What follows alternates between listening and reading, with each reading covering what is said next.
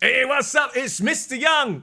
And it's foreign in the building, bro. How are you? I'm doing good. What a week as well, because this week we got some local wrestling to go and enjoy. Yes. SPW, they are doing their big Valour event, which pretty big main events, I have to say. They got guests coming in from overseas, and we'll preview the card in just a few moments. But first and foremost, thank you so much for watching the video. As always, the Discord link is right there in the description. Come and join us. Outside of the podcast, I love that all of you are just talking about whatever wrestling news that comes up. It's a real community, a real family, as Vin Diesel likes to say. Indeed, it is. And especially those of you who are updating us on our Discord every single day. Bro, I don't need to check Dave Meltzer, bro. Forget We got it. our own dirt sheets, bro. With this kick to the guts Discord community, bro. And the best part about a wrestling community like this is like, we know we got fans from all kinds of walks of life who like to watch different types of wrestling, right? But everyone comes together to discuss, to just share, and that's what I love. You know, even though like obviously Mr. Young has his biases, you have, okay lah, no, you're quite objective lah. I have to give it to you, Mr. Journalist over here. You know, I'm the Chris Van Vliet of Singapore. Chris, bro. I love it, bro. I love it. But okay, talking about family. This guy feels like family because we literally have seen him grow up in the local scene, huh?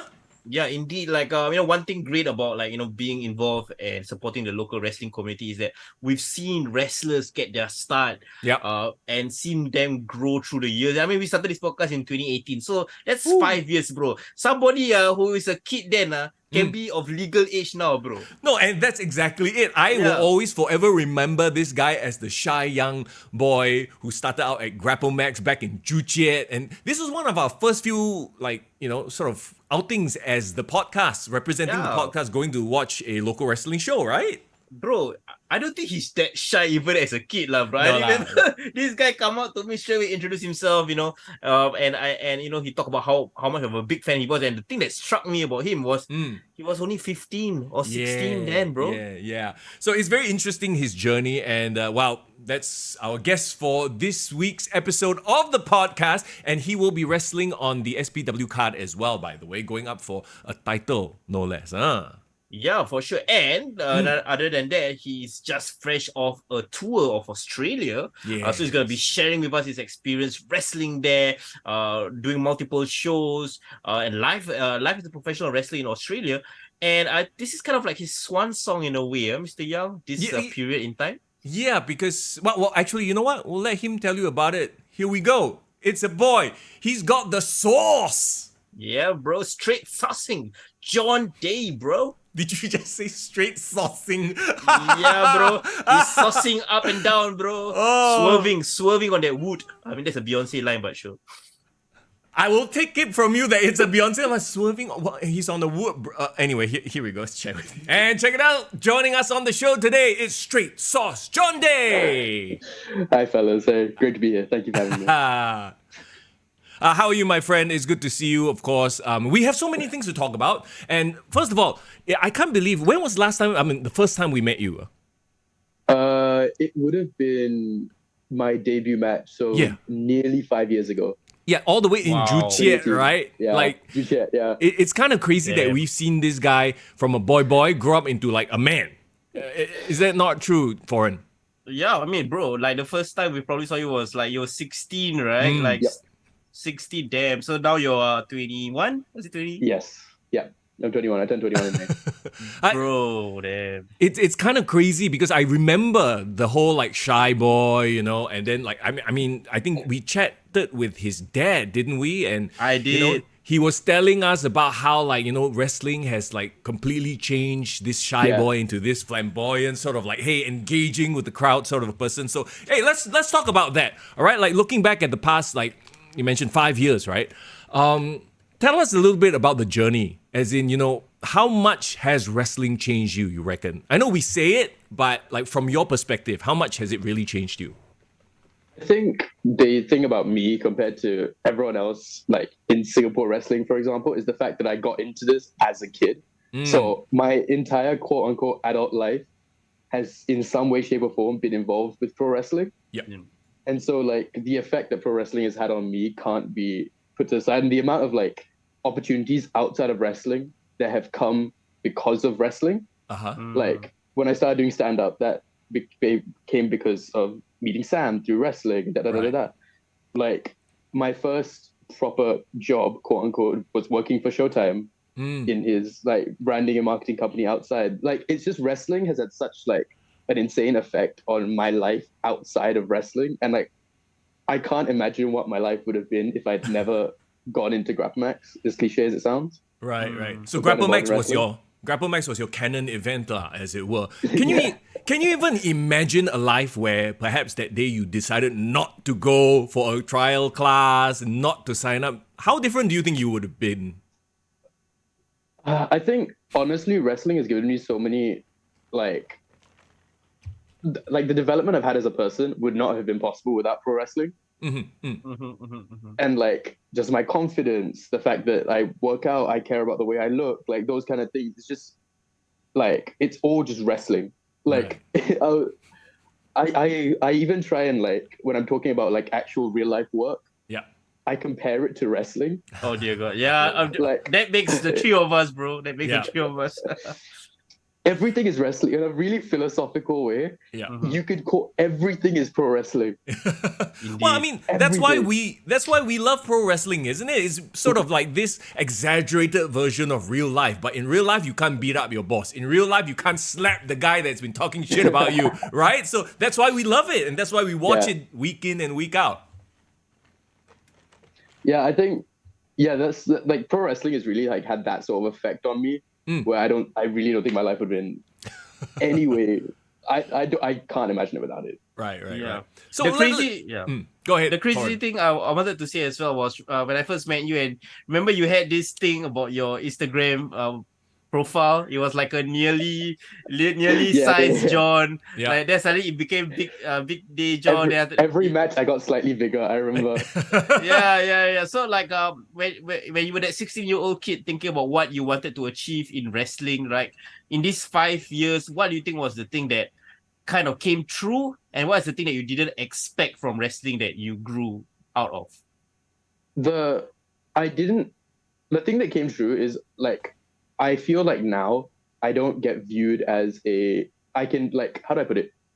I can call myself a pro wrestler. Like I am a pro wrestler. I'm not a pro wrestling trainee. I'm not someone who wrestles. I am a pro wrestler. And that's insane to me. And the other thing that like I found insane, especially with my trip, was the fact that I could walk into venues and walk into shows where I've never met anyone. No one knows who I am. I just shake everyone's hands, and 20 minutes I'm just like bantering and having a laugh with people I've never met before, just through the medium of pro wrestling. When was that turning point? When was that moment you realized I'm a pro wrestler? I'm not a trainee anymore. Like, do you think there's a specific event or a specific maybe couple of weeks? Or was it like a gradual thing, like slowly, you just realize, hey, wait a minute, this is who I am, this is what I do now? I think like that it really was like a growth thing. It wasn't like a set point, but the thing that made me confident in my abilities, I was like, I can carry myself. Was the Fight Club show, was that triple threat with me, Butcherman, and Cornelius Lowe. I love that match so much. Young, you were there, right? You were there live for that. That match was crazy. I did not expect the finish and the carnage that you guys would have brought. Did you guys all like work together, or was it a lot of it was like ad lib? So that show, just to put like context on that show, that show was the brainchild of me and Sam C getting very drunk at Orgao Tap Room. Oh dear. And so we were supposed to, just before I'd first started doing stand-up, and we were supposed to discuss like my first ever 5 minutes, because I was supposed to do it like a spot for him at Projector. And so we're just supposed to like hang out at Orgao, like plan our 5 minutes, and then like write basically. And so we spent about 8 hours there, 5 minutes talking about the stand-up, and the rest just like fantasy booking a wrestling show. Dear God. I want to trace back this, relationship, right, that you have with Sam as well, because I met Sam doing Twitch streaming. Like he streamed on Twitch. I think he hasn't streamed in a while, so I was like, oh, okay, this guy's a wrestling fan. He's a stand-up comedian as well. That's how I found out about him. But how did you meet him, and then how did he suddenly become this like because I feel like he was that first guy to bring sort of that whole like Grapple Max and SPW guys together Yeah. in one place, right? Like how did this whole thing come about? I mean, my friendship with him started because of Red Dot Wrestling, which was his stream wrestling game. Oh where, yeah. So I was on that, and then just sort of a friendship came from that. And yeah, it was just, and like that. You say that's the first time GraphMax and SPW like worked together. Yeah, you're right. It's the first time a GraphMax guy has worked on an SPW guy has worked on a GraphMax show, to my knowledge. Yeah. Well, and I mean, you can technically, see the ripple effect of what that opened. Yeah, no, that's exactly it, right? It's like what's that incursion event? It happens once, and then all of a sudden, I'm doing a Doctor Strange reference right here, right now. But do you feel like that pandemic actually kind of changed the dynamics for all the companies, and I think people were more open to collaborating after that? I mean, for me personally, COVID was when I started taking my wrestling really seriously. Because let's put it like this: I spent 2019, I was essentially in GraphMax 5 days a week. Yeah. I was in GraphMax 5 days a week, running my vintage store on the side. That was basically my life. And with COVID, it forced me to actually go out and like find education in pro wrestling outside of GraphMax. So that's how, like, through like Eman and the Malaysia Pro Wrestling Boys, I got introduced to Carlo Cannon. Right. Okay. And Carlo Cannon, I learned a lot from Carlo about, and I learned a lot from Carlo about wrestling, but also just being around his trainees and seeing how good and how knowledgeable some of them are, yet still willing to learn. I realized I needed to step up, so that's why I invested in my gear. I started going to the gym. I started watching how I eat. And like now, I don't think I would have taken my presentation as a wrestler as seriously if it wasn't for COVID, because it forced me to think about those things. Oh, okay. Like, When I you know, talk, like, go ahead. Far, I noticed how you like my straight source music and all that stuff. I was like, because you mentioned in the podcast, I was like, my music is custom, my Tron is custom, like all my stuff is I'm very specific about how I've marketed everything, just to show off a very specific character. So I was quite proud of that when you pointed it out. Yeah, not just that, it's the Titantron as well, like all the color scheme, getting all pink with that lollipop. Like if I recall, I said you were the first guy, the first wrestler since Tori Wilson that rocked that lollipop well, man. So, yeah. So I'm really proud of that presentation. Yeah. So the pandemic kind of changed a lot, and I think we both noticed that how seriously you took your physique, and how you carried yourself. But I also did recall, like, you also took some time to kind of like take a slight break from Grapple Max and try to explore other options. At what moment in time did the transition happen where you wanted to kind of explore fields beyond wrestling as well? So the reason for that was because after I did Fight Club, I was a bit, I can't really get into it, but some personal stuff happened. But also I just wanted to like explore myself as a creative as well as a wrestler, because I have I like to think I have a very creative brain. I like just doing things. Right. And since I knew I was going to be leaving Singapore, that was when I got my uni and stuff sorted out. Around that time. So I was like, I want to try everything. Right. And just really see where my creativity can take me. So that's why when I took a break from Grapple Max, I just did stand up and like did creative work and just sort of went with that and saw where that would take me.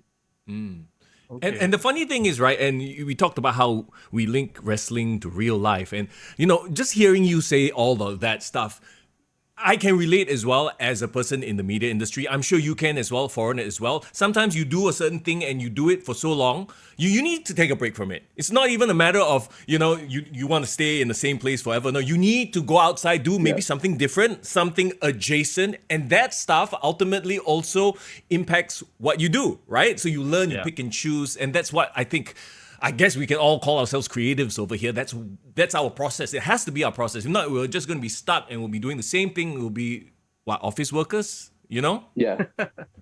Indeed. And another thing I kind of also noticed in terms of your maturation, like, other than doing stand-up, you also started like going and trying to apply your craft in different promotions, whether you say like training out with the MyPW boys, having like a stint overseas, and you definitely go talk about your Australian tour in a bit. But like at what point in like your kind of preparation, because you mentioned that you do intend to leave Singapore after this, like where you wanted to like, okay, I'm gonna explore the region at this moment in time. I think my mindset of wrestling, right? And my mindset around that was that you will learn so much just by being in different venues and different avenues of wrestling. Yeah. And like, I'm quite proud of the fact I'm one of like, I think 5 people who's wrestled all 3 Singapore promotions. Right. Yeah. And Yeah. that wasn't an accident. That was something I wanted to do because I will learn something from working all of them. I grew up in Grapple Max, but I know what an SPW show is like, and I want to work that because that's a different crowd. And I want to work Ring of Rebirth because it's a different style, a different crowd. And it's just very, you pick up, you don't, it's well and good spending all your time working the same situation, but there is no room for growth if you do that, in my opinion. Yeah. And so I would Agree. rather put myself in situations where maybe I'm not comfortable. Maybe I'm not, maybe I don't wrestle my way in this match. Maybe I don't have a say in every single thing I do. It's not a John Day match. The crowd doesn't know who I am. And I'm okay with that. When I worked for SPW, I found it quite funny because there were people in the crowd who didn't know who I was and came up to me. I was like, that was a really good first match. And I was like, it's been 4 years. Yeah. I may have done this a couple more times, but thanks, appreciate it. It's 4-year I've had overnight more matches. sensation. They just go to the other school. My matches are at the other school. Yeah. I promise they exist. It's a Right. 5-year overnight sensation. That's what they call it, right? Yeah. What was there like hesitation on your part? Because doing stuff elsewhere, right? Like sometimes you feel a little bit like, that hesitation. Oh, what if they don't embrace me there? Was there that trepidation? If there was, how did you get over it? Because, I think it's something that we all go through. If, we leave a company and we go somewhere else to work, there's always oh man, like, is this going to work out well for me? Yeah. I think the biggest part, especially for the doing it in Singapore and like with going on the tour and having the confidence to like travel somewhere where the wrestling is a lot more developed, is I have a confidence in my own ability, but I'm also aware of the fact that I have to get better and there are things I can get better at. Yeah. Yeah. And so it was just that sort of acceptance and then just going with it. I think that's a great. I think that's a great mindset, bro. Also another thing as well, like you talk about working in the 3 companies, right? And I wanted to ask this question before we talk about the Australia stuff. What is the thing that you learn from wrestling in all 3 promotions? Like from each promotion, what is the individual thing that you learn from each promotion again? I think it like from the 3 places, like Grapmax is where I grew up and I learned how to wrestle essentially. But when I worked the SPW show, like when I worked the SPW show, for example, their crowd, I found I had to do a bit more to get that reaction because they don't know who I am and because it's so many people. Yeah. And so like there was that sort of mindset where I had to work to get that reaction because it's an audience that doesn't know me. Yeah. And with Ring of Rebirth, it was like quote unquote being a leader, like booking a match, planning the match, letting people, having to work other people into the match rather than just plugging my stuff in. I have to be a senior to help make the match for people to plug their stuff in and make stuff make sense. It's very interesting that you mentioned like the role that you play in each promotion and match. Like because I remember the SPW match, there was Masa in that match as well, right? And like essentially there was like really ring generals and veterans in that match. And then your Ring of Rebirth match, essentially you were like the most experienced person per se in that match. So like how does it feel like when you have to the difference between leading a match and like following another person's direction in a match? It's one of those things where you just like, it's a lot of like pro wrestling is a lot of trust. Yeah. And I feel like it's one of those things where I just have, if I can just understand where the person is coming from with like when I'm listening to a match, and being like the partner in control. It's just follow and trust. Whereas I need that same trust and I need that same cooperation when I'm generaling, for example. Right. Okay. It's just understanding like where it's just not know to put it bluntly, knowing your place. Right. Like, Right. I it's very much remember. just that. Yeah, I remember a very funny story when Shawn Michaels fought Ric Flair in Ric Flair's retirement match from WrestleMania 24, and then I remembered Ric Flair literally went up to Shawn like at the start of the match, like, oh, I need you to guide me, man. And then he put him in a headlock and he just said to Ric Flair, Shawn Michaels just said to Ric Flair, "Shut up, listen to me. I'll give you the best match of your career." Like, Oh, are you serious? yeah, literally. I think they had a behind the scenes or like documentary where as much as Shawn Michaels respected and idolized Ric Flair, but he know at that point in his career, Shawn Michaels was a ring general, and Ric Flair even admitted like, "Hey, that was all Shawn Michaels. I just shut up and Yeah. listen to him." I see. Very interesting. So, Yeah. okay, talk to us a little bit about this latest Australian tour. How did it come about? How did you prepare for it? Were you nervous? Tell us. A to Z. Come on, we want to hear the Yeah. details. So a lot of things. It was a strange trip, but so essentially the reason it came about was there was 3 main reasons it came about essentially. Yeah. I in my opinion, after about 5 years, you can still get better in this region, but if you really want to, you really need to start exploring your horizons as a pro wrestler. Yeah. And in my opinion, Australia is one of the best independent scenes in the world right now. I see. And because I was training with Carlo online and I'm close to Emma and like through COVID, I just made friends with people over there. I was actually supposed to go to Australia just before COVID. I see. And honestly, it not happening was a blessing in disguise because now I could do more with it. Right. Then another reason is, so my girlfriend moved to the Gold Coast for uni. Right. I see. And then I'm moving to the UK. So it was like I just go stay for a bit then. Yeah, it was one of those. Right. And the third reason was just like, I'm leaving. Like, I'm not, like, if I want to do this while I'm based in the UK, it's going to cost a lot more money. Yeah. Whereas I'm here now, I have the connections, I have faith in myself that I have room to grow, yet I have room to carry myself. I have the ability to carry myself, yet I have room to grow. So I have confidence that I can go over there and not make a tit of myself, essentially. Right. Cool. Yeah. Sorry, Young. Go ahead. Yeah, I wanted to ask about like the different states and the different promotions in Australia that you went to. Can you tell us like essentially what was the schedule? Which promotions were you at, and like any anecdotes from each trip that you were over there? So essentially, I was supposed to work 7 matches in 7 weeks. That was the original like setup. I ended up working 6 matches in 7 weeks because Jetstar fucked me over. We'll get into that. But, Okay, Jetstar. Oh no. right? Yeah, I've got beef with Jetstar now. No. So my first match in Australia was 4 hours north of Gold Coast, and my opponent was Craven. It was for a company called Wide Bay. Okay. And That's Craven, yes. Craven, yes. And honestly, I have to thank him so much on this trip because he's one of those people where I was like, "Hi, can you big brother me through this? Help you, thank you." And so, nice. I've never experienced this as a pro wrestler in Singapore.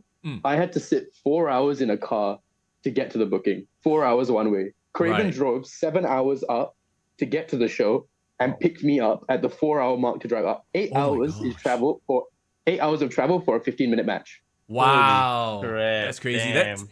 That's like that experience, like you said, that, a lot of like Territories, right? territory, experience that we don't really get in like the local scene, right? And it was funny because I get to the show and it's fucking freezing.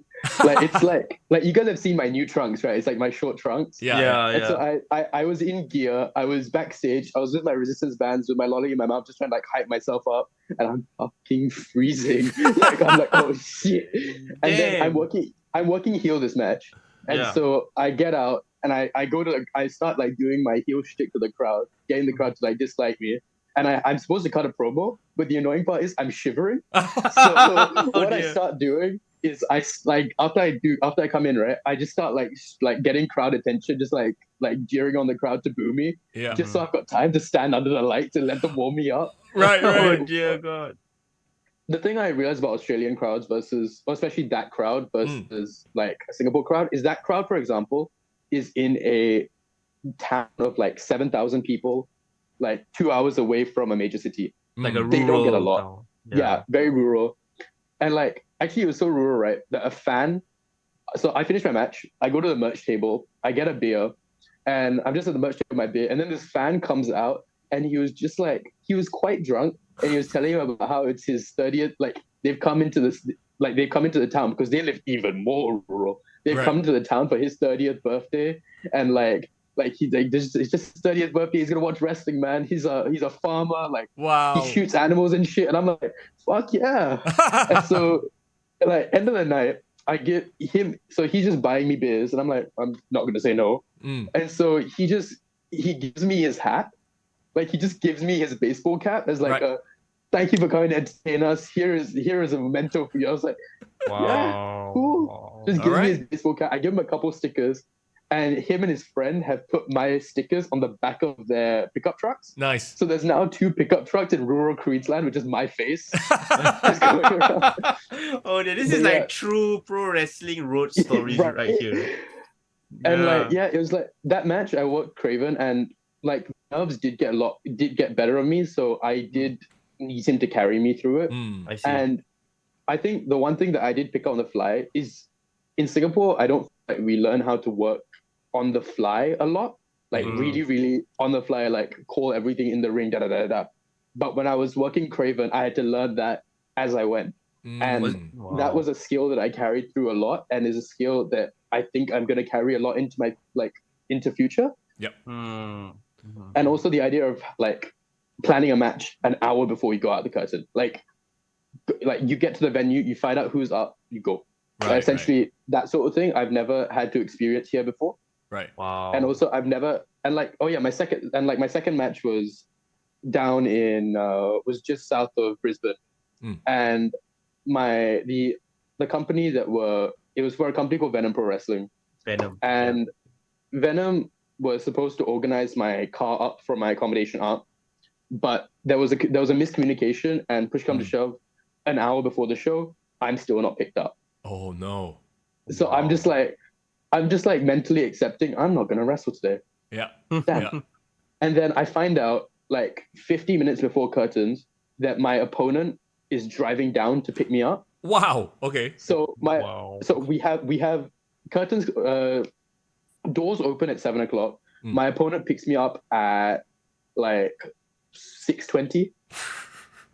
And then so we have a 40-minute drive up to the venue. Yeah. And so of course we spend 35 minutes of that car journey talking shit and 5 minutes planning a match. And so we get to the venue, right? And we get there 10 minutes before doors open. Right. Wow. So That's crazy. I'm in the locker room getting changed, he's getting changed, and we're getting changed and planning this match at the same time. Wow. And essentially by the time I was changed and ready to go, my music hits. It's just go. Wait, and that was Yeah. your second match in Australia? Dude, that is intense, bro. Wait, and this is like yeah. you've never done calling in the ring or like last minute planning before, right? Before this trip. I've never really had to. Yeah, I've never Yeah. really had to. How did the match But go? yeah, it was fun. It was fun. Yeah. The crowds there, I find for the way that I carry myself and the way that I present, I can pantomime a lot more. So I can get the crowd like against me quite easily. Yeah. I see. And so we just called the ring. We just worked the match, and this was my first time in like a low ring. So the rings there are not. This is something that like didn't click in my head until I got there. Yeah. Every promoter seems to own their own ring. Oh. Okay. Got it. So Like different heights, wrestle, different structure, different sizes even? different bump, like everything feel like different Feels ropes. Even, right. like, it's just so this ring it's called a low boy, and it's meant for low ceiling venues. Oh. And it's maybe a foot off the apron is maybe a foot long. Right. It's only like a foot tall. Yeah. And so I was doing this move where I baseball slide my opponent catch his leg, and then I spike his knee on the outside on the apron. And I did that. And the next part was supposed to turn him over and like wrap his leg around the apron. Yeah. But I realized as I was doing it that if I do that, it's a low ring. His foot will hit the floor before it hits the apron. Yeah. So it's just learning how to improvise on the fly given the situation that you have. Wow. Yeah. That's really cool. That's really cool. And I was working heel and I was like getting the crowd on the outside, right? And this like one fan in the front row gets their phone and puts Aziz Ansari's Wikipedia on their phone and just shows it to me while I'm working heel. Why? Apparently brown guy equals Aziz Ansari there. Like what? Well, I mean, we don't want to go into that, but what? Okay. That is so random. Did you find that you were working heel more often in this trip, or was it 50-50? It was 50-50. Oh, okay. But the thing about this trip is that every match I worked was so different. Right. Every match I worked, I was a different type of me. I was wrestling like heavy hitting main event title matches. I wrestled 2 comedy matches. I wrestled like it was very different. Oh, okay. Like I really had to like diverse my brain of wrestling. Hey, you did mention when we first started talking like years ago. You said like one of your favorite styles is like you want to really go into comedy wrestling, right? Are you still is that still like your foundation as a wrestler, or do you feel like you've gotten away from that, or you've just grown from that or evolved from that? I think like this is a personal opinion on it. Yeah. And my opinion on it is that it's very hard, especially in this region, to be a full-on comedy wrestler. I see. Yeah. Because the way you get booked gets very pigeonholy. The way that I decided I love comedy wrestling. Like if you ask me how do I want to wrestle, let's have a laugh. Like that's my thing. I just like doing stupid shit. Okay. But I realized that if I want to be taken seriously as a wrestler, I have to be able to go. And so that's why like I like the fact that I can do everything, even though that's like my ideal. You know what I mean? I see. I mean, I've always said this on the podcast as well. I believe that there is room in pro wrestling for comedy, but it's exactly that, right? It's comedy within pro wrestling as opposed to just all out acting a fool all the time. Like you say, you're just going to get pigeonholed and you're just going to be, the joke guy or the guy with balloons in his head or hands or whatever the hell, right? And like, for example, look at the best comedy wrestlers in the world. You got like Grado, you got your Colt Cabanas. Like they're wrestlers where they're comedy wrestlers, yes, but they don't look out of place in a title picture. Right. Because they are good wrestlers as well. Yes. They just inject a little humorous the facials and everything. It's like, that's a funny moment within a serious match. Yeah. Exactly. So, okay, talk to us about this. Wait, hang on. Let me go back to the whole Jetstar thing. You mentioned your beef with Jetstar. Did that happen before or after, like while you were leaving or while you were coming to Australia? My last booking got screwed by Jetstar. So essentially, I'll get into it. So I'll just get into it. I'll get into it first. Yeah. So it was I was wrestling. I wrestled the Friday night in Melbourne, and I was supposed to wrestle the Saturday night in Perth. So I was supposed to have a 6 a.m. flight to Perth so I can fly out and wrestle. Right. Okay. I get to the airport at 4 a.m.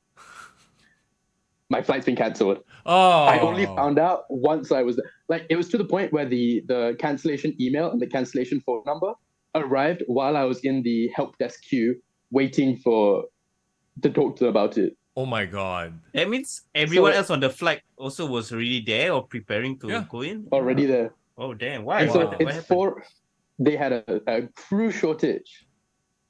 Phenomenal. A crew shortage. Yeah. I mean, I guess it happens. Yeah. They don't have enough people in Australia to fill up a plane. What are you talking about? So like, if you need someone to serve peanut, I'm down now. Like, just get me there, right? So I mean, obviously you had to cancel that last match. What did you do with the extra day? I guess then. So this is what happened. Yeah. So I was supposed to fly to Perth, wrestle on the Saturday, and then fly back to Singapore from Perth. I see. There was no Gold Coast flight. There was no Melbourne flight to Perth, either the Saturday or the Sunday. So by right, I was supposed to miss my flight. Right. So push come to shove, I get them to organize me. I somehow convinced Jetstar to book me a flight from Melbourne to Singapore. Wow. So Okay. because at that point I'm just like I want to go home. Yeah. Just forget it lah. Oh And then wow. yeah, so I got him to book that, and then I was like, okay, I'm gonna get the nearest possible, airport. Yeah. And for context, I was staying at Eman Azman's place in Melbourne when I was there, I Right. see. and I'd given him back his key. Oh, So it's 4 a.m. I've given him back his key, so by right I've got nowhere to stay. correct. Yeah, So I'm exactly. like, shit. And like I'd mentally prepared to just sit in the airport. I had gone I like a full full tantrum. I was like, I'm just gonna sit in the airport. I'm gonna stay here. This is where I'm gonna be now. Fuck your stuff. I'm gonna sit here till my flight. Right. And then my girlfriend she stayed up to until I got on the flight. And then she was like, why are you sitting at the airport? I was like, because this happened. Then she helped me organize a Holiday Inn. And I'm Wow. very, very thankful for that. Oh wow. Yeah. And That's but sweet the of her. annoying part of the Holiday Inn is that basically there's a 4-carriage expressway this way. Out of the airport, it's a 4-carriage expressway this way. Mm. I am here at the airport. Right. So to get to the Holiday Inn, Yeah. I've got to run across 2 Oh. 4-carriage expressways Wait. with no crossings. What with the my hell? suitcase. No, I thought you took a bus or something. There was no Bro, transit. you jaywalk the expressway, is that what you're saying? What the I hell? jaywalked 2 expressways. Walao. Bro, this is some Bro. road stories going on. Dude, Damn. and I this know. is the annoying part. My shoulder was a little bit janky from the match the week prior. Mhm. Yeah. And as I was pushing my 20 kilo suitcase, Yeah. the suitcase hit a pothole Yeah. and jarred my shoulder, and I couldn't feel my arm Oh. Oh, for a dear. solid hour. And I was like, oh shit, I've torn my AC joint again. Oh no, Oh. Wait, Damn. you said again you tore your AC. I tore my AC joint at the start of 2020. Oh shit. Damn, this was before then- COVID. So this was And then actually because of COVID, I never rehabbed it as well as I probably should have. I And so see, I now see. it causes me a few issues, but Right. Do whatever. you recall which match that happened, or was it just training? just me being stupid? Okay. It wasn't even training. It was me being stupid. Oh, dear Right, God. right, Okay, right. okay. We don't have to get into it, I guess. Yeah. What was your most memorable moment in your Australia trip? I mean, you got all these stories from each different event, but what was the one that maybe? Okay. Most something jogged memorable. his memory. Yeah. My second match in Melbourne. Okay. My second match in Melbourne, right? The night before, so I was working on Friday, Saturday. And the Friday, I worked a main event title match. Yeah. Oh, nice. So you can imagine how much we were beating into each other, ripping each other apart for that. Yeah. But I had to wrestle the next day. So I'm like, okay, let's try and go somewhat light today. Okay. Then so I get to the venue and I notice that the venue has a disco ball right above the ring. Disco ball. Okay. Yes. Okay. So what does my mind say? We're having a fucking dance break. Oh, okay, got it. This is one. So I was wrestling a guy called Kid Valiant who wrestles out in Melbourne, great friend of mine. And essentially, this match brought back a lot of my love for comedy wrestling. Yeah. Because I hadn't done comedy at all on the trip, and I had just been like, okay, I'm gonna be a serious wrestler. I'm just gonna do serious wrestling this trip. And yeah, so our match had a dance break to the the Time song? of My Life, the song from Dirty Dancing. Oh, Dirty Dancing song. Yeah, Right. yeah. Time Yeah, of my so life. Yeah.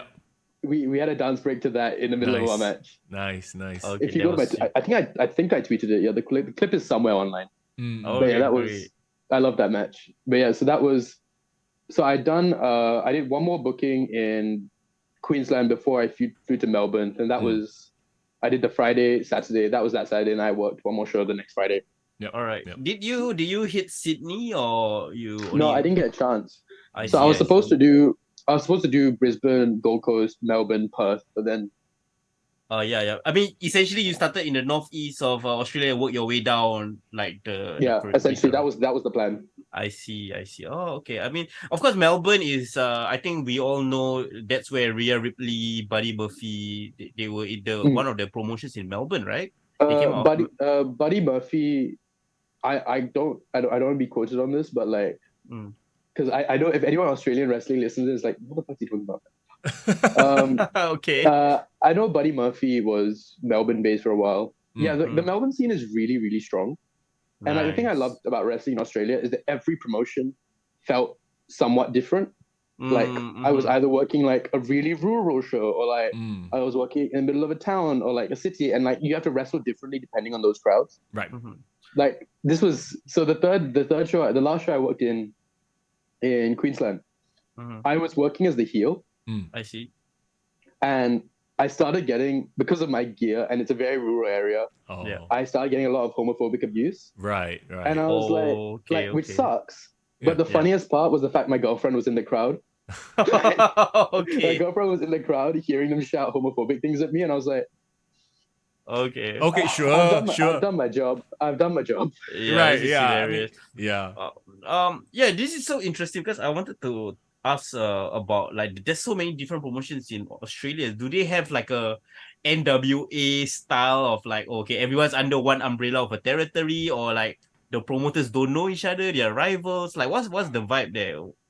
This is the thing I appreciate, and something that I feel will help, like, is what helped that thing get so good. Mm. Mm, Everyone works for everyone. I see. Everyone, Oh, you're wrestling, you're at a wrestling school, mm. but you can work shows, like, Right. and it's up to you to get your bookings. I see. Your Mm. first few, your coach will help you get, but after it's up to you to get booked places. Wow, okay. I see. And Okay. that forces people from different wrestling schools to really go out of their way and network and meet each other, and like it forces you to get better so that Mm. you can have opportunities, Mm. which I Got it. feel was like a massive. I feel is like a massive thing as to why that scene is so good. Mm. Mm-hmm. Mm. What do you think is the biggest like promotion there in terms of like coverage and profile and you know the I mean, repetition, that would be it would be like, to my understanding, would either be Riot City Wrestling right? City Wrestling. or MCW Melbourne City, the one where Eman is the Inter-Commonwealth champion. Mm. I see. Mm. I see. Yeah. Riot City is also in Melbourne as well, or no? No, I don't remember where that is. It's either Sydney or Adelaide. I think it's I Adelaide. see.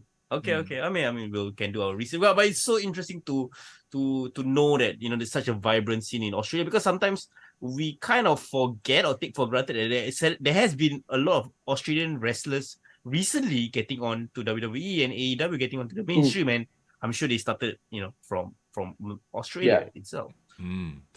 So okay, with Australia in the rear view mirror and looking forward, I mean, in just a little while, we'll take a look at what will be your last match in Singapore for the foreseeable future. Anyway, is that true to say? I think it is. For the I next, think yeah, it is. for the next little I'll put an while asterisk. anyway. I'm not gonna say anything, but I'll put Right. a little asterisk next Yeah. to it. Last Yeah. match. Yeah, but Okay, we'll jump back to the SPW card in just a bit. But like, okay, you talk about you're moving to the UK for your university studies. Have you been doing your research in terms of all the local wrestling promotions in the UK? Have you started making calls, sending email, texts? Yeah. So I don't think like I don't think I realized how much goes into wrestling outside of pro wrestling. Yeah, And like with your for sure. like especially with the Australia tour, like the Yeah. amount of time I spent like sending DMs or like sending matches to people and da da da da. I've Yeah. had to do that for the UK as well. Right. Mm, And like if you look where I've like the uni, so I'm going to Goldsmiths, Mm. and which is South London, I Mm. see. and the I can't lie, I picked my accommodation based off ease of travel to wrestling school. Nice. Of course, Yeah, you of should. course. Yeah. Right. Of course. And so So yeah, yeah. yeah, so I think yeah, I plan to wrestle over there. Let's see what happens, but hopefully Straight Source takes the UK essentially. Awesome. Mm. So, Awesome. so from what I'm hearing is that yes, you still go to school, but you haven't quote unquote officially booked wrestling matches yet, right? I'm not gonna. I have rumblings, but I'm not gonna Mm. properly book anything until I've got my schedule set. Oh, and you settle down a Because I little still bit, don't. yeah. Yeah, I still don't know my uni schedule, so I'm not Mm. gonna book anything quite yet. Right, right. Okay. Yeah. Yeah, makes But I sense. will be wrestling. Yeah, and I mean, I'm looking ahead into like possibly wrestling in UK, and of course, based on your experience in Australia, right? What do you think is something about like the fact, like say you tell this Australian communities and fans that, oh, you're from Singapore. Mm. What is their impression of like, oh, a wrestler from Singapore? And like, how do you think that could be like a unique selling point when you go to UK as well?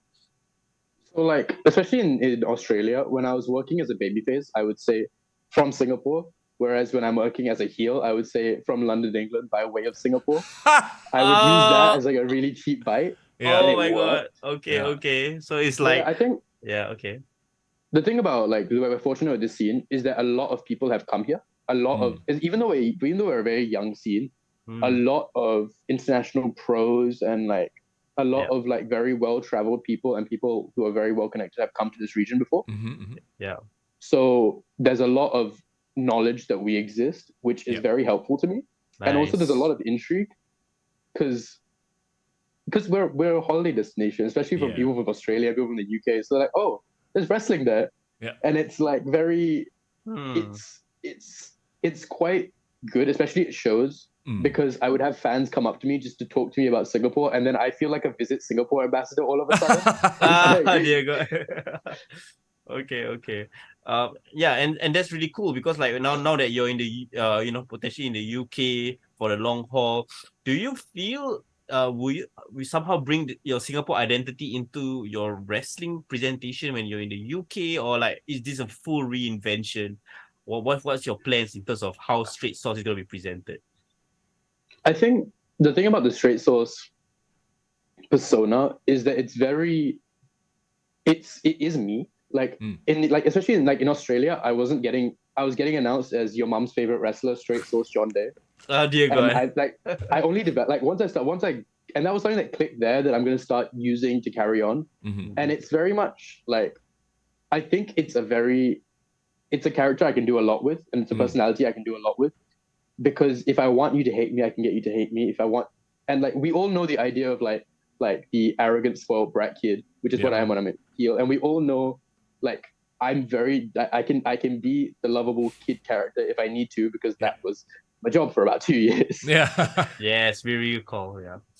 Yeah, so I think I think the way I wrestle is very universal and can travel. So it's just developing to try and just get better at that. And I think going to places where I'm not the best guy on the show, I'm not like the like top few guys on a show. I'm not like looked at as like I'm not where I have room to grow essentially. Where I've got room to like where I can look up a card and be like, okay, these guys are better than me. These guys are better than me. What are they doing? Like I can learn. I can really like pay attention and learn from people. Yeah, I think that's really important for my development. True. That's cool. So, I mean, you're going away. You're going to be wrestling there. You're going to be studying as well. I know you probably haven't had any, thought about it, but like, will we see Straight Sauce in Singapore again? I don't know, 5 years, 10 years. You make a big return. Have you envisioned the big return? I can't say I have, but let me just put it like this. Given I've got family here and I've spent a lot of life here, I think I'll be back generally. And if I'm back and someone wants to wrestle me, I won't. I'll put my gear in my hand luggage. I'm down. There you go. All right. So, Yeah, all right. I want to wrestle here again. Like I'm not. I don't want to. I don't want this to be me done in Singapore because I think there is a lot. I still like. There is a lot of people I still want to wrestle, and there's a lot that I feel like this scene will grow, and I don't want to miss out on that growth. Yeah. Who is that one wrestler you wish you had that marquee match with in Singapore? I've never had a singles match with the Lady Killer. Oh, wow! I've never had a single match with Dennis. I want to wrestle Dennis properly. Bro, why, bro? Why not? I mean, it's just never happened. LK, let's make it happen. Maybe in 2 years' time he comes back. He's a different Straight Sauce. Then throw the challenge down. That kind of thing. Okay. No, but Let's honestly, go. I want to wrestle. Like a lot of the guys who I like grew up with, I've never actually wrestled in a singles capacity. So I would love to just like go. I go get better and then wrestle them, and it's like it's just that sort of thing where I like to use the Cody Rhodes phrase. I want to finish the story. Yeah, for sure. You gotta have the Cody list. You gotta have like your full scan paper and like all the ticks out as well. Yeah, that's great. Yeah. Yeah. Let's talk about the show that's happening SPW on the let me get the date right here. It's the 18th of August, Friday, by the way. While you're watching this video on YouTube, it's this Friday. It's live at the Fuchao building, SPW Valour. It's really cool because, the statement is back, right? He's been in Japan for quite a while already, training at Tajiri School and everything. So it'll be interesting to see what extra, little bells and whistles, what tricks he's picked up from the man with the green mist. But let's take a quick look at the card, because you will be on the card as well, right? And I hear that you are eyeing a certain prize. A delicious belt, one might say? I mean, if I'm leaving and I have a belt, I can create a franchise over there. If you think about it, it's a little side income while I'm in uni. Yeah. Start my own burger restaurant, maybe. Hey, burgers translate no matter where you are, right? Indeed. That is true. Yeah, I will be there on the 18th. I missed out on a title belt in Australia because I didn't buy enough storage space in my bag. So I will not. No, I was supposed to wrestle. So my final match that I actually wrestled was for a company called Deathmatch Down Under. Also, my first time ever actually seeing a deathmatch in real life. Wow. Oh, okay. wow. It Okay. was, so I wrestled my match, went to the merch table, just sat there with my beer, and was just like, those guys, that's real barbed wire. That's real glass. Oh my Damn. god. Damn, they're crazy, man. Okay. Would you Yeah. ever do something like that? Would you do a death match? I think we have it our like this. Yeah. Let me put it like this. Okay. Light tubes are on my bucket list. I see. They are. I see. Okay. Interesting. All right. But yes, let's talk Yeah, Go ahead. can you for one day just bring a Singapore cane to like UK Oh my and like use that as part of your gimmick somehow? Singapore wrestling with Singapore cane, why not? Sure. Let's see how many promoters pitch that. We won't be. Let's see how quickly I won't be able to count on two hands how many promoters pitch that. Yeah. I don't think that will work in 2023 anymore, would it? Yeah. But yeah, no. Let's talk about working this SPW show that's coming up on Friday, right? Like, so you're gunning for the NBCB title. Yes. Thoughts about perhaps leaving Singapore with a title belt? I mean, I'm gonna have to buy a little bit more storage space. Sure. But I'll buy enough baggage space to bring my belt home this time. Yeah. And you know, easy. And you know the thing about that title is it's got that 24/7 sort of rule kinda on it as well. So if you fly away, they can't come and challenge you for the title. I think this is a great idea. Exactly. I like how you think. You just fly out. In Scully, you have like one of them hiding in the cabin, looking to pin you while you're sleeping on the plane. Bro. If you see Dharma somehow in a Heathrow airport, you know what's going on. What are you doing here? We see Dharma and like the SIA flight attendant outside, just like on the plane. It's like you. Yeah. My belt. Beef, chicken, or fish, and then bang. No. Don't give them ideas, those are some legit ideas, by the way. I want to talk about the rest of the card as well, which is very interesting. I made this very weird observation, right? That the two guests that are facing off against our Singapore representatives all have like this thing where they cover their face. Like, I don't know if you noticed this, but okay, you see, the scorpion look. right? Okay, so you got the statement, right? Yep. Yes. Facing off against Carlo Cannon. Tell us a little bit more about Carlo Cannon. And dude looks scary. And Carlo is a fucking monster. look at him. I'm saying that straight up. Look at this guy. Carlo Yeah. is a scary man and a fucking monster in the ring. Also, Damn. doesn't Love this he guy look? outside the ring? Yeah. Fucking monster in the ring. Doesn't he look like You will see the death. evolved version of Butcherman a little bit? Same vibe, doesn't he?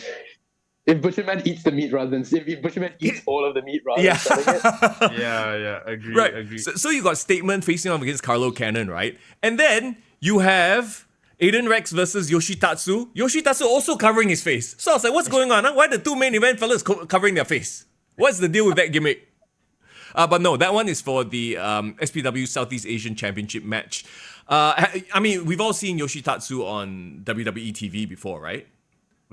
Like, do you have any sort of experience with him? In terms of like, wrestling, have you heard anything about him?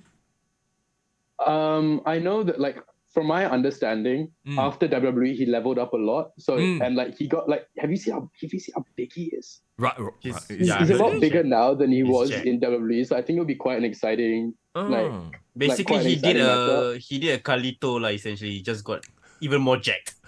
Just got huge, just got big. Yeah. Right. Where is he wrestling I'm- now? What's his home base promotion? Oh, I should know this. I don't know this off the top of my head. Yeah, I mean he's based in Japan, I assume, right? Like he's one of the promotions in Japan. But he's now like a massive like name in Japan. He really like after WWE, he really like got that like status. Right. I see. So that'll be a good match. That'll be a really good match. I didn't even know this about him. He's a former boxer and an MMA practitioner as well. And it will be very interesting going up against a person who is, quite I mean, we all know Aiden as the high-flying guy, but he's also a very technical submission-based guy as well, right? So this should be a very, very interesting match. It is for the SPW Southeast Asian Championship, so I'm very much looking forward to that. Let me very quickly go back to Statement versus Carlo Cannon. Can we just because it just the idea just popped into my head, right? Can we assume that this is going to be very, very, very hard hitting? Yeah, It is, John's like, yes.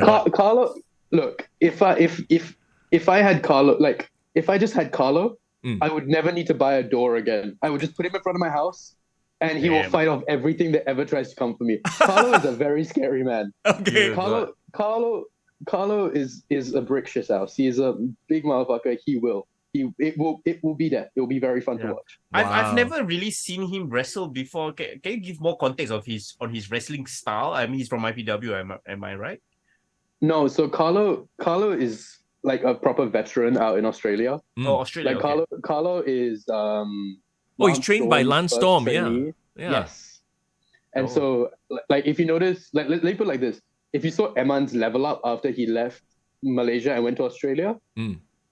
That's because he was being trained by Carlo. I see. Okay. Carlo is like that guy. Like he's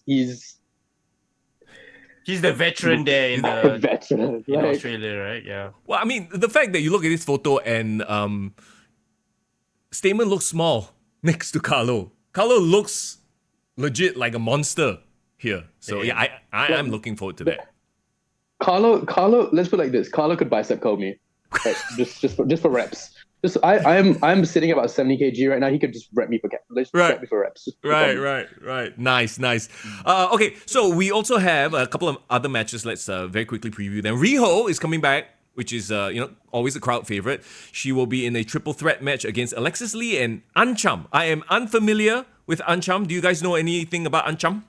No. Gato Move she's from. Personally don't. Right. Okay. Yeah, she's from Gato Move, Ganbare Pro, or Ice Ribbon. Submission specialist and a gravure model. Okay, nobody Google what that means. Actually, I barely know what that means. John, you all right over there? Are you googling right now? To bring up. I'm just saying it's a weird thing to bring up. It's on the it's on the card. It's right there in the write up. That's what I'm going off of, bro. I see. That's on the It's on the write up.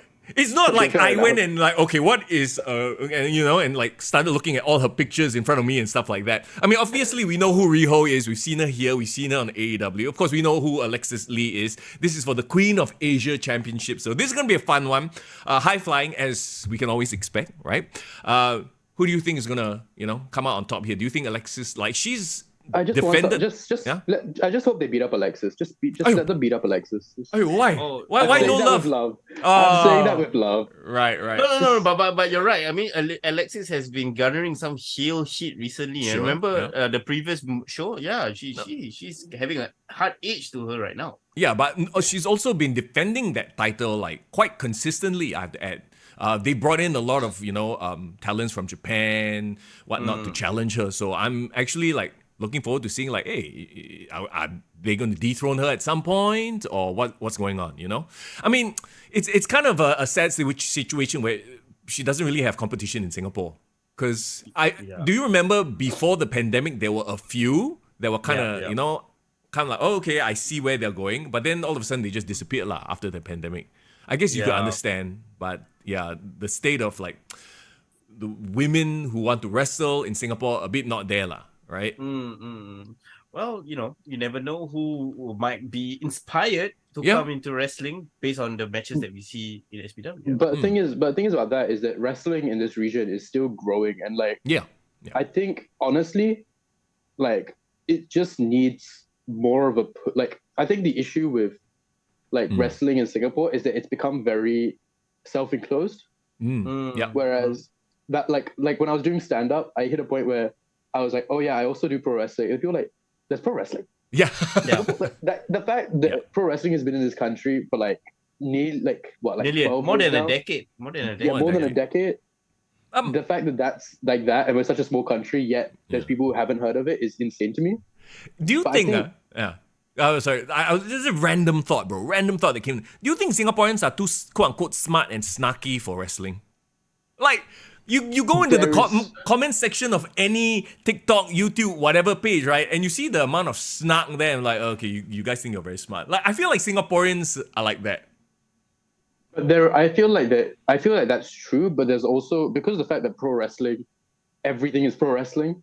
Sure. There is a way to sell pro wrestling to anybody. Because like you say that, but take these people and put them like, if we have like a wrestling show just like in the middle, like in a mall or whatever, Yeah. like what they do in other countries, Yeah. people will stop and watch. Oh yeah. Yeah. Because even if you know that it's quote unquote fake, wrestling is very, very interesting, even when you don't understand it. It's visceral, right? It's like people. Yeah. It's like it's like really like an exhibition. You can see what's going on. So it's like when SPW did that thing at the comic convention when Grapple Max, the Marina Bay Slam, and the poetry thing as well, some festival outdoors, like people. Yeah, no, I agree 100%. You don't need a lot of setup and knowledge to understand two people duking it out in a ring. So then my question becomes like, how do we get this out there more? Like, okay, is it putting it up on, like, okay, like, they are putting out the content on YouTube, right? But you have to want to go and find it. It's not like something that, is being shared very often. You know what I'm saying? Like, I think it's a very weird place to put it, but I feel like if there was a way, like, I feel like if there was a way to get, because wrestling is very expensive to run. I know that. Like in this region, it's very expensive to run shows. Of course it is. But if there was a way to run it at like malls or like places like where people go, because that's what they did with my PW's run in malls a few times. And also like the reason Brazilian Jiu-Jitsu grew in Singapore, or like one of the reasons why there was a lot of growth in the last few years, was the fact they used to run the Jiu-Jitsu tournaments in like Aperia Mall, in City Square Mall. Right. And people just walk past as like, oh, interesting. Yeah. And then do that with pro wrestling, where your sole intense purpose is to get the crowd to interact, get the crowd engaged. The football crowd, right? Yeah, exactly. People are not gonna, like, if they're not wrestling fans, they're not gonna go out their way to see it. But if they see it, wrestling is such a thing where people will catch eyes on it and will watch. Yes. And then it's just the idea of getting a flyer in their hand while they're watching. Yep. That kind of thing. Yeah, I feel like right before the pandemic, there was really great momentum behind Grapple Max as well. I remember they released the Avengers style timeline of events, and then they were even performing at that under the Singapore Flyer. I can't remember what event. It was like a night festival. We wrestled at Chingay. And you guys did the mat on the floor, and then just people watching. And I feel like such a flex. The fact that I've wrestled the F1 pit building is still one of my biggest statuses. I love that. Yeah, it's a pretty dope view, pretty dope visual, right? So so I was just thinking, you're right. Like, I think it's more about embedding a wrestling kind of variety segment in one of the more well-known events, like, whichever that's happening in Singapore. And I think we need people in like you said, the creative industry or like the media, which is what we're trying to do, to kind of amplify wrestling in all these situations, right? And also, like, I have a belief that Singapore honestly could be a very fun market for wrestling, just because of the way Singapore humor is, in the way we take the piss out of everything. Like, for sure. Singapore loves making fun of itself. Yep. And Singaporeans love making fun of other Singaporeans. I feel like wrestling is one of those things where it fits very perfectly into that niche. But it almost as if we need our wrestlers to kind of be really, really like on the pulse of that and be able to be one step ahead, to be to not only and make fun of themselves but also elevate it so that people enjoy themselves even though they are making fun of the product. You know what I mean? Yeah. Yeah. I think the worst thing that local wrestling can do is take themselves too seriously. Yeah. Yeah, that's when they get super, like you said, like enclosed, right? But hang on. I want to sort of, I have a bone to pick with that. Just for the fact that I think that if you don't take wrestling seriously, it comes off as hokey sometimes. And that's also something you don't want people to sort of have the view, they're just doing the hokey, jokey wrestling stuff, right? So it's that balance, right? It's that sliding scale. Yeah, you have a little bit of comedy within your matches, but also you need some badasses out there slapping meat and making it look painful so that people go, whoa, shit, this shit is real. And then you want to, invest more in it because But But if you say that, if you look at like classic feuds, if you look at like Rock Austin, there were parts of Rock Austin where it was kind of like jokey, where it wasn't. Sure. But you're not going to say that was hokey because it was very well done. If the fundamentals, if the build up and the fundamental of it is still in serious wrestling, and it's still built in combat, you just use that as entertainment. No, sure. No, I totally get that too. But like you said, right, it was very well done. There is a difference between doing something hokey and high production value, and that goes to the WWF because they have like millions and millions of dollars worth of production equipment. They can do the packages. Whereas I think here, because of the budget issue, right? Like, I get that everybody is trying to put out videos to tell the stories and stuff like that. But it's, you know what I mean? It's like, and it's also Rock and Austin. They're literally like two of the best ever, right? And in terms of the level of commitment that they put into these roles, how much charisma they have, it's on a completely different level. And that's why even non-wrestling fans still know who The Rock and Stone Cold are, Triple H, Mankind, Undertaker, that kind of stuff. So I guess, Young has a great point about how, like, when you have all the fun stuff to kind of get people in, but they will stay for the main event serious stuff, even though they are not wrestling fans. Because I've seen that with my own girlfriend or like some of my colleagues who like didn't know anything about wrestling, but when they watch the main event matches, right, whether it was SPW or like a grapple pack show, and they are like, oh damn, these people are really, really good at what they do, and they can admire the athleticism, their ability to do storytelling. So I'm not afraid of like the quality that we can put out in local wrestling. It's more of the opportunity. So I think we are ready for the audience, but the audience needs to be ready for us. The thing that I appreciate post-COVID is I feel like a lot of the promotions, or all three promotions, have stepped up the way they like the outside of wrestling. Like the production quality on Graph Max promos is like great now. And like the storytelling coming out of Ring of Rebirth and like that sort of narratives that they create, like it's now people are starting to prioritize the parts of wrestling outside the fundamental wrestling, and I think that's the part that we were kind of missing for a long time. Yeah, for sure. So I'm very excited to see, as long as nothing happens again that cuts momentum, touch wood, like COVID, touch wood. I'm quite excited to see where this goes. I even remember the first time we saw a Ring of Rebirth production on YouTube. We were like, hey, those graphics are pretty dope. Like those pre-hype packages and vignettes are really dope. So, and I think maybe you weren't in town as well. The last Grapple Max event where they did in that studio, I was telling Foreign, it's like it was quite the step up. I don't know, very good, right? With the big LED screen at the back with the Titantron, and I was like, wow, okay, I can foresee a future where studio shows, like monthly shows, that kind of stuff would look really good. Like you step up in terms of the production. And talking about SPW, now they are on the streaming service. I don't know if you guys saw the news, but this just means more eyeballs, right, on the product. Premier Streaming Network. Okay, I'm not familiar with this streaming network, but I'm definitely going to check it out. But SPW is going to be on there together with stuff like Impact Wrestling, Major League Wrestling, CZW. So it's like, if you're a wrestling fan, like outside it's like big name indie wrestling. Yeah, it's like indie wrestling haven over here. So wow. Yeah, that's really a great get as well. It's really fun times in local wrestling, and I agree what you say, right, John, where you don't want to miss out on what's happening or the growth that's going to be happening in local wrestling here in Singapore. What do you think you're going to miss most about being in Singapore once you're over there? Have you thought about that? I think the thing that I'm really going to miss is the fact that a lot of the people, basically everyone of the older gen of Singapore wrestling has known me since I was 15, 14. So I get big brothered by a lot of people here. And I'm very appreciative of the fact that I have that position.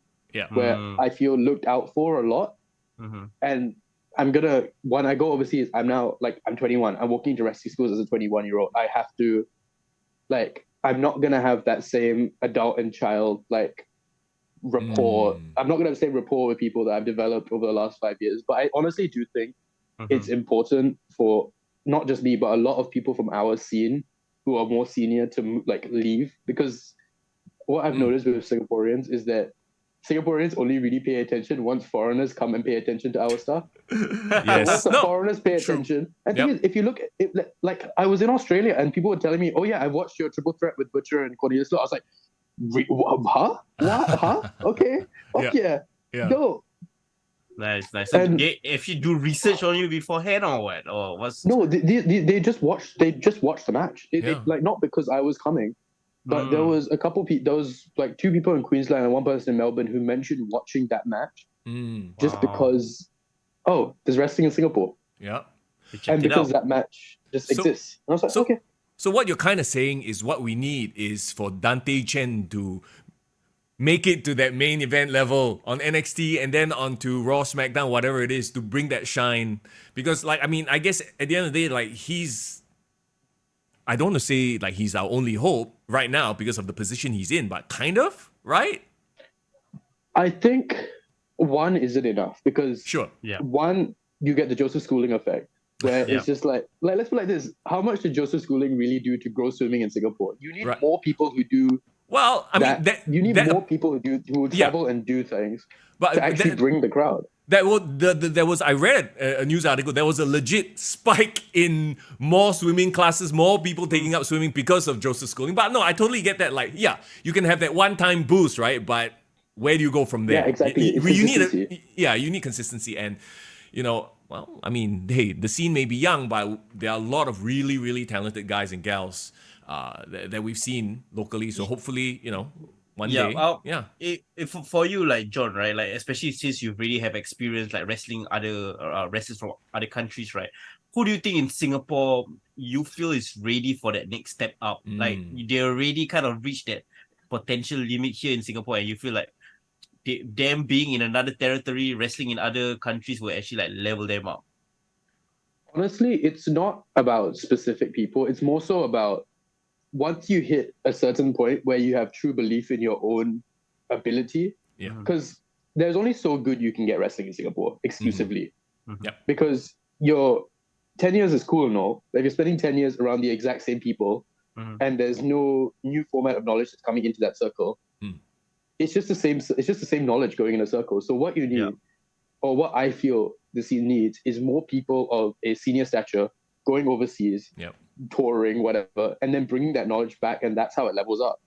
So it's not about guys who I feel can reach that level. It's who thinks themselves that they have hit that level themselves, because it's not a call that you can. It's a confidence in yourself that no one else can tell you about. I agree. It's probably one of the big reasons why Statement flew over to Japan to spend time there, learn from Tajiri, and bring some of that knowledge back for his guys, right?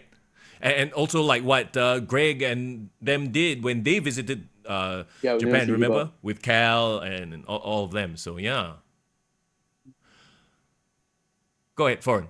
Oh, yeah. No, I was just ruminating about the fact, Melbourne, right? Nice word. Yeah, ruminating. Of course. Ruminating, indeed. How many points is that in Scrabble? That's a nice word. Try it out, bro. RUMINA. When you're in London, try it out. Yeah. So I was just thinking, bro. If you could restart, or for example, if you could have actually placed yourself in anywhere in the map, right, to kind of get the kind of training that you feel that would level you up, where would it be? And if you were so-called a gaijin, a foreigner coming to Singapore, right, what would be the first thing that you tell local wrestlers in Singapore to hey, this is what you need to level up? So I'm giving you the shoes of somebody outside, the foreigner that's coming into Singapore. I think the biggest thing if I get trouble, I'm trying to work out whether or not I'll get in trouble for saying this. I'm trying to think of a political way of saying it. More guys need to work outside their home territory. Straight up. Sure. This is something I've said fundamentally multiple times. but there is not enough money in Southeast Asian there is not enough money in Southeast Asian wrestling right now where you can wrestle exclusively one place. I Because see. if you want to level up and get to a point where you can do this as a career Mhm. and you can do you're like TV ready and all of that, which I'm nowhere near. I'm accepting I'm nowhere near that. But if you want to reach that level, I feel like you've got to experience everything. And wrestling once a month for your home promotion is not how you do that. Like I was supposed to wrestle 7 matches in 7 weeks. Yep. 7 matches is more than I would wrestle in Singapore this year. Yeah. Yeah. Like Agreed. it's and I understand why there's not so many shows, but you learn so much more in front of a crowd than you do. Like I can teach you, like you can learn how to sell, how to do a comeback, all that stuff in the ring at training. Yeah. But how do you know that your shit works unless you test it out in front of a crowd? Yeah, in front of a live audience, right? Yeah. And the Australian wrestlers, are they making a living from their wrestling, or what how's their scene like in that sense? Like let's put it like this: money in wrestling over there, like for full clarity, my booking fee was between 70 and 100 AUD there, depending on the show. Sure. And one thing I appreciated, and one thing that I was like, fair enough, was that you got your job you would get paid. You're getting paid to wrestle. Like guys are not making living wages of wrestling, but there's almost a respect element to it because you're still putting your body online, entertaining a crowd, so you're getting paid for wrestling. Yeah, I agree. Rather than like on tickets or on like exclusively merch sales or like you're getting there's a level of professionalism where you're getting paid for Do the doing wrestling. the work, and you let the wrestler wrestle, you let the promoter promote, essentially. Right. Yeah. Because I understand in Singapore that's not necessarily the case. You make money based on the amount of tickets you sell. You know that. So I mean, I understand why it's not at that stage yet, but it's We just something don't that I feel like as a scene we have to get towards. Yeah. But we just don't have enough, I guess, fans or enough. We're just too small. Let's just put it this way. Like, Singapore is only so big, right? Like, you can't expect every week the auntie to go down and watch wrestling, that kind of stuff, right? Whereas, like, in Australia, in the US, Canada, you can literally go from town to town to town. There's always a wrestling show happening everywhere. But you say that there are areas over there where they get a wrestling show every week, and it's like a town with maybe like a 3-4 million population, and it's still like they have consistent shows because they've developed a culture of people watching wrestling. Correct. It hits a point. You need to hit a point where wrestling is not like this hokey weird thing that you go to once in a while. Like, oh my god, there's a wrestling show on. You don't want people to go because of intrigue, and then they've watched once and that intrigue is dead. You want to create a culture where they want to go back to every single show. It's like why you watch football. Yeah. It's like, Farhan, how many Liverpool matches you watch this season? I'm a season pass holder, bro. Exactly. You watch a bunch of matches. Unfortunately, I watch Watford matches, but like even though we get smashed, I still watch the club because because there is a culture of watching. There is a culture of watching the sport for the sport and not for the. But okay, but I guess the sad thing is, and I hate to make this reference, but I think a better, why can't I say this word? Correlation. Yeah. I don't understand. Wait a minute. Why can't I say that word I was suddenly? thinking like why cholesterol come on. A better analogy, I guess, would be like local football. Like there are so many other options as well in terms of like if you want to watch football, most fans watch the EPL, right? So I think that's why local wrestling has such a hill to climb in that even local football can't really make it. No offense to anyone who's a big fan of local football, but like what more wrestling, which is quote unquote even more of a niche sport. You know what local football has over local wrestling? What? They got one billionaire CEO from Shopee buy one of the teams, bro. That's what we need. That's why we need a billionaire. You saying that though? Yeah. What's the funniest part you saying that? I was at the Tampines versus Albert game yesterday. Okay. Oh yeah. How was it? I watch local football. Oh, you do? Okay. Do you enjoy it? How was it? No, but this thing about this, I think it's the same thing with local wrestling, that you have to view it the same way of local football. You're not watching it with the same lens. Yeah. You can't watch Singapore wrestling with the same lens you watch WWE. You can't watch the Singapore Premier League with the same lens that you watch the Premiership because they are different things. Yep. like the Women's World Cup is on, and if you try to enjoy it with the same lens that you use to watch men's football, it's not, because it's not the same thing. Well, let's not go there. But that seems like a landmine. No, it's a great point. But can we end No, on? I'm not. It's not a dig. I'm just like, it's a different game. No, It's a no. different, I totally get what you're saying, but I guess my point is that I think for most people, and don't get me wrong, like that's why I love going to watch Grapple Max. That's why I love going to watch SPW, right? Yeah, you're absolutely right. You can't watch it with the same lens. You can't expect the $1 million production, but at the same time, you have the $1 million production over there that is so fancy. How do we compete with that? You know what I mean? Obviously, being there live is one thing, right? But you get my point, right? It's like, as it is in terms of like the big $1 million productions, you got AEW, you got WWE. There's already so much entertainment and time pulled away from that, from your day. How, like, I find like it's gonna be so hard, right, to get me, for example, to go down and watch a show if I'm not already a fan of wrestling, let alone, yeah. You know what? Let's tie a bow on this. I will end with one last analogy to wrap it up. Since stand-up comedy fan over here, John, right? Like, I think that's the difference between watching like Dave Chappelle, Chris Rock, Kevin Hart. Sure. You know they are world famous. Everybody knows they are. There's high production, right? But as much as I enjoy them, give me Kumar any day as well. You know what I mean? I can appreciate watching a Kumar stand-up comedy. Sure. Even though, yes, he will never have that kind of, accolade or acclaim. But for Singaporeans, he's one of our own, you know what I mean? And we can relate to the humor, right? So I think what local wrestling needs is to lean into that, the Singaporeisms of it, and make it unique to us, so that when a Singaporean watches it, they don't know anything about wrestling, but they're like, oh yeah, Refi Kayu lah, oh yeah, that guy, PE teacher, you know what I mean?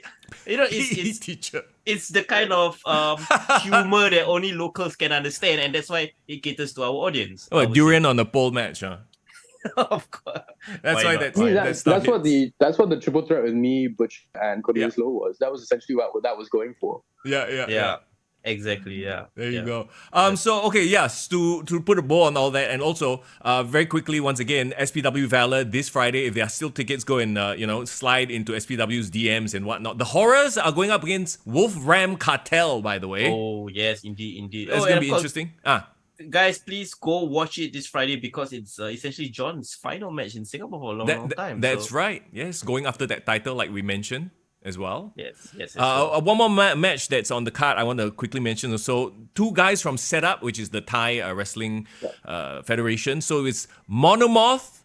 He looks like a pretty boy. I mean, I don't know if that's the, like, look at him. He look like a K-pop star, like this fella. Versus Shivam, which we've seen before. Oh, Shivam's a badass, yes. Yeah, badass guy. Versus Black Arrow for the SPW Singapore Championship. Defending champion as well. Yeah, Black Arrow. That'll be fun. Yeah, that's going to be a lot of fun. So, hey, here's the thing. Like, anytime we want to chat with you, we could, because, Zoom, right? But you will be away from Singapore for an extended amount of time for your studies, training, and whatnot. What do you want to say to the folk in Singapore? Be it your friends, your fans, the people you've trained with, worked with?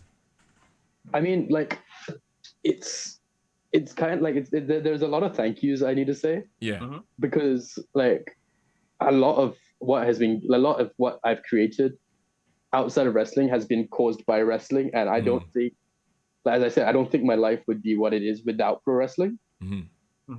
And like, I will be back. I want to come back. I want to wrestle here. If anyone in Singapore or Southeast Asia wants to book me, I will wrestle. I will have a dance break for anybody. And I'll send you guys that. I love that match. Yes. Right, please do. But yeah, just honestly, just thank you for having me. And I will be back. That's essentially it. Yeah. Hey, anytime you're in the UK, you want to do a Zoom, check in on us. Hey, the podcast also, is every week. I'm upset that DJ Carlo retired before he wrestled me one-on-one, but I'm just like yeah. Yeah, right. You've never had a match one-on-one with DJ Cal. I've actually, you'd be surprised the amount of guys I've never had a one-on-one match in Grapmax. Yeah, you've had tag matches though, right? Yeah. I think because it was that part of your career where you were still like building up, and that's why they're wrestling in a lot of tag matches. But yeah. Yeah. Hey, I mean, we can't wait to see 5 years later, 3 years later, John coming and doing all these one-off matches in Singapore. That'll be great. Yeah, man. Bro, thank you for spending time with us on the weekend. We appreciate it absolutely. And yeah, Thank you man, we for wish having you nothing but the best in your future, in your studies, in wrestling. And then who knows, one day, man, maybe they do the whole NXT Europe thing again, and then all of a sudden, straight sauce, let's go. I mean, we can dream, can we not? Yeah, we can. Of course, we can. Hopefully We one day. That's the goal. It's always the goal. There you go. Once again, bro, thank you so much for spending time, and all the best, my friend. Thank you for having me, guys. I appreciate it. Bust it open, let me see you drop.